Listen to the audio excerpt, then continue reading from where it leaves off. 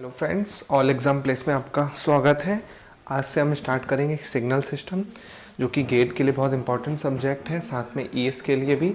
तो सबसे पहले मैं आपको बता दूं, इससे काफ़ी क्वेश्चन आते हैं गेट में, 6 से 7 क्वेश्चन आ जाते हैं, और ईएस में भी काफ़ी क्वेश्चन आते हैं, 15 से 20 क्वेश्चन आ जाते हैं ईजिली। तो अच्छा सब्जेक्ट है, काफ़ी इजी है, तो अच्छे से प्रिपेयर करिएगा। तो स्टार्ट करते हैं सबसे पहले बेसिक से।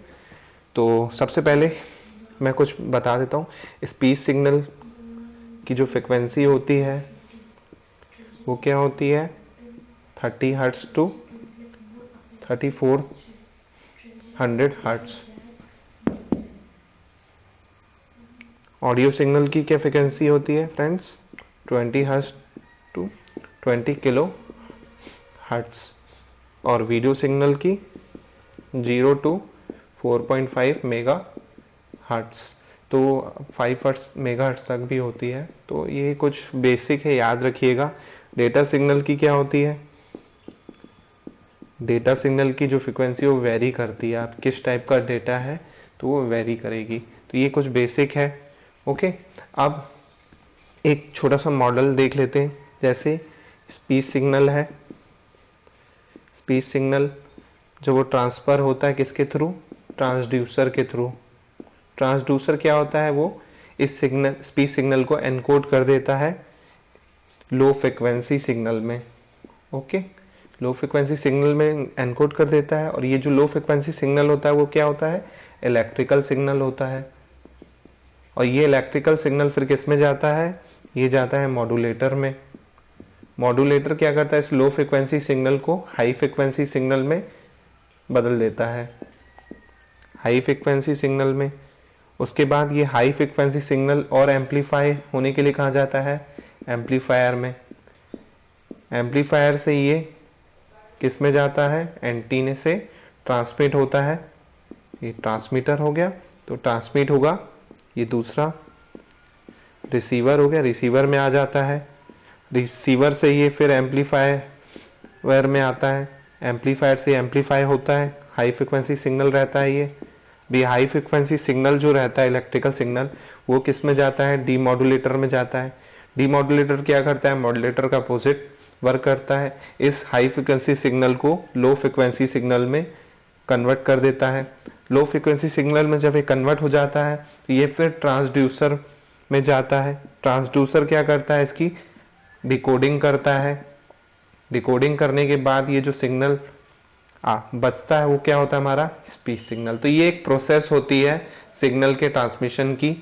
जैसे हम मोबाइल कम्युनिकेशन या कोई भी कम्युनिकेशन की बात करते हैं, तो ये बेसिक एक डायग्राम है, इससे आप समझ सकते हैं कि एक जगह से दूसरी जगह सिग्नल कैसे ट्रेवल करता है। तो ये एक बेसिक है। सिग्नल सिस्टम में हम अलग अलग टाइप के सिग्नल, अलग अलग टाइप के सिस्टम्स के बारे में पढ़ेंगे, और काफ़ी इंटरेस्टिंग सब्जेक्ट है और काफ़ी इजी भी है, तो अच्छे से पढ़िएगा। तो अब ये एक मॉडल हो गया, ये इनपुट हो गया, या आउटपुट हो गया। यहाँ पे हमने इनपुट सिग्नल कुछ भी दिया, इलेक्ट्रिकल इनपुट, ये electrical output, electrical output, electrical input.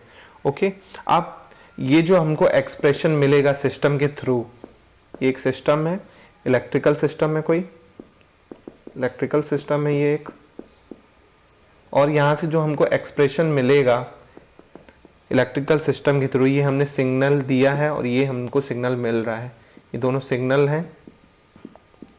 तो ये जो एक्सप्रेशन मिलता है, तो इसमें जो इलेक्ट्रिकल सिस्टम यूज होता है उसमें कई मैथमेटिकल ऑपरेशन यूज होते हैं, मैथमेटिकल ऑपरेशन यूज होते हैं। उन ऑपरेशन में अपन क्या क्या यूज करते हैं, जैसे फोरियर सीरीज पढ़ा ही होगा मैथ्स में आपने, फोरियर सीरीज यूज होती है, फोरियर ट्रांसफॉर्म यूज होता है, लाप्लास ट्रांसफॉर्म यूज होता है, और जेड ट्रांसफॉर्म यूज होता है, और सैम्पलिंग थ्योरम यूज होती है। Okay friends, theorem. तो ये बेसिक है बिल्कुल, तो ये आपको पता होना चाहिए, ठीक है। अब नेक्स्ट हम शुरुआत करते हैं। सबसे पहले सिग्नल होता क्या है, और इसके लिए मैं कुछ बुक बोल देता हूँ। जो आप रेफर कीजिएगा तो सिग्नल एंड सिस्टम की जो बुक है ओफिनियम की है और साइमन हॉकिन की, 2 बुक हैं। बेसिक आपका अगर अच्छा है तो इससे पढ़िएगा, बेसिक भी क्लियर होगा। तो ये 2 का आप प्रेफर कर सकते हैं गेट और ईएस एग्जाम्स के लिए। ओके, तो अब स्टार्ट करते हैं अच्छे से। पहले तो सिग्नल होता क्या है? सिग्नल क्या होता है? ऐसी क्वांटिटी होती है, एक क्वांटिटी होती है जो किसी इंफॉर्मेशन से एसोसिएट करती है। Quantity associated with information, okay. तो ये जो क्वांटिटी किसी भी इंफॉर्मेशन से एसोसिएट करती है उस चीज को हम क्या कहते हैं? सिग्नल कहते हैं। ओके, कोई भी क्वांटिटी किसी इंफॉर्मेशन से एसोसिएट करती है उसको हमने डिफाइन किया सिग्नल से। ओके, अब सिग्नल ये हो गया। अब इसको रिप्रेजेंट करते हैं वीटी, आईटी, और ये जो दोनों फंक्शन होंगे एफटी।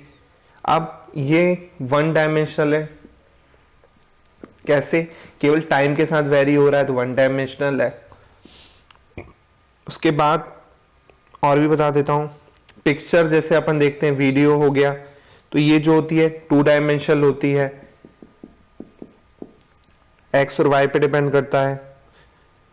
पिक्चर जो फोटो होती है, वीडियो जो होती है वो 3 डायमेंशनल होती है, एक्स वाई जेड तीनों पे डिपेंड करती है। एक्स वाई और टी, सॉरी, एक्स और वाई में वेरी करती है, साथ में टाइम के साथ बढ़ते जाता है वीडियो, तो वो 3 डायमेंशनल होता है। पिक्चर, हम जो फोटो देखते हैं पिक्चर, वो 2 डायमेंशनल होता है, एक ये डायमेंशन होता है, एक ये डायमेंशन होता है। तो और पिक्चर क्या होता है? वीडियो साथ में बढ़ता जाता है, इसलिए 3 डायमेंशन होता है। ओके, तो ये कुछ सिग्नल के एग्जाम्पल हैं। चलिए अब सबसे पहले हम देखते हैं रेक्टेंगुलर पल्स क्या होती है। पल्स, तो रेक्टेंगुलर पल्स को अपन कैसे शो करते हैं? रेक्टेंगल की तरह शो करते हैं।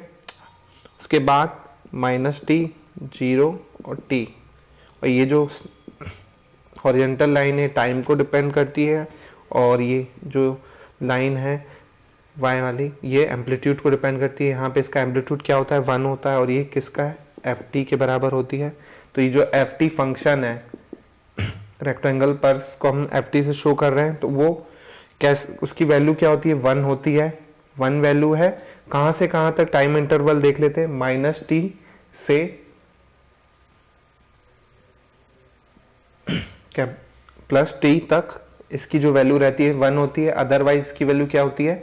0 होती है अदर वैल्यू के लिए। ओके, तो ये क्या है? रेक्टेंगुलर पल्स है, तो याद रखिएगा। उसके बाद सेकंड देखते हैं ट्रायंगुलर पल्स।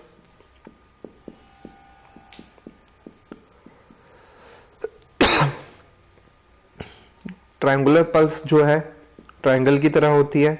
ये देखिए, अब ये -t और ये t, ये 0 टाइम की लाइन, और ये एम्पलीट्यूड, ये ft है। यहाँ पे इसकी वैल्यू क्या है? 1 है। अब ये जो इसका स्लोप है वो क्या होगा? ये स्लोप हो जाएगा -1/t, और ये वाला स्लोप क्या हो जाएगा? 1/t। तो स्लोप का अपन ने पढ़ा है, कोई भी स्लोप का क्या होता है? ft = mt + c होता है। अब m की वैल्यू यहाँ पे जो स्लोप है वो क्या है? 1/t × t + c, और टाइम अगर 0 पे रखते हैं तो इसकी वैल्यू क्या हो जाएगी? 1/t × 0 + c = 1। तो यहाँ पे इसका जो पीक वैल्यू है 0 पे 1 है ft की। फ्रेंड्स, यहाँ से c की वैल्यू क्या आ जाएगी? c = 1 आ गया। ओके, c की वैल्यू जब 1 आ गई तो हम अब इस इक्वेशन में भरते हैं, तो क्या होगा वो देख लेते हैं। c = 1 हो गया, तो ft की जो वैल्यू क्या हो जाएगी? वो हो जाएगी 1/t × t + 1। ये कब होगी ये वाली वैल्यू? ये देखिए 1/t यहाँ पे है, तो इसकी ये वैल्यू तब होगी जब -t से जीरो में टाइम होगा तो ये वैल्यू होगी, दूसरी वैल्यू क्या होगी -1/t इंटू टी प्लस 1, ये कब होगी जब जीरो से टी तक वैल्यू इसकी होगी, तो ये इसकी वैल्यू होगी और अदर वैल्यू पे इसकी वैल्यू क्या होगी एफ टी की जीरो होगी अदर वैल्यू पे। तो ये आपको बिल्कुल याद रखने हैं सिग्नल्स क्या क्या होते हैं, उनकी वैल्यू कहाँ से कहाँ वेरी करती है, बिल्कुल याद रखने हैं अच्छे से। तो अब नेक्स्ट देख लेते हैं। उसके बाद एक्सपोनेंशियली इंक्रीजिंग और डिक्रीजिंग सिग्नल है। Exponentially increasing and decreasing signal की बात करेंगे हम, ठीक है। तो सबसे पहले इंक्रीजिंग की बात कर देते हैं। तो ये एक सिग्नल है, ये एक्सपोनेंशियली इंक्रीज हो रहा है टाइम के साथ, ओके। और एक ये सिग्नल है जो टाइम के साथ डिक्रीज हो रहा है, तो हम इसे एक्सपोनेंशियली डिक्रीजिंग सिग्नल कहेंगे, इसे इंक्रीजिंग सिग्नल कहेंगे। तो इसकी वैल्यू जो हम होती है एफ टी इक्वल टू क्या होती है, वो होती है e की पावर 80, यहाँ पे 1 है, 1 है, ये एफ टी है, e की पावर 80, ये क्योंकि इंक्रीजिंग है तो e की पावर 80, ये वाला क्या हो जाएगा F T equal to e की पावर -80, ओके। तो टाइम के साथ ये डिक्रीज हो रहा है इसलिए -80। तो ये दो सिग्नल हैं, आपको पता है। उसके बाद और भी देख लेते हैं, साइन सिग्नल देख लेते हैं। साइन सिग्नल सबने पढ़ा होगा, जीरो से स्टार्ट होता है यानी π/0 से, फिर π/2 ऐसे चलता जाता है, नेगेटिव में भी ऐसे ही। तो ये साइन सिग्नल है, तो एफ टी क्या होगा साइन टी, टाइम के साथ वेरी कर रहा है, ये टी है, तो ये साइन सिग्नल हो गया। उसके बाद कॉस सिग्नल भी देखते हैं। कॉस सिग्नल क्या होता है 90 का लीड होता है कॉस में,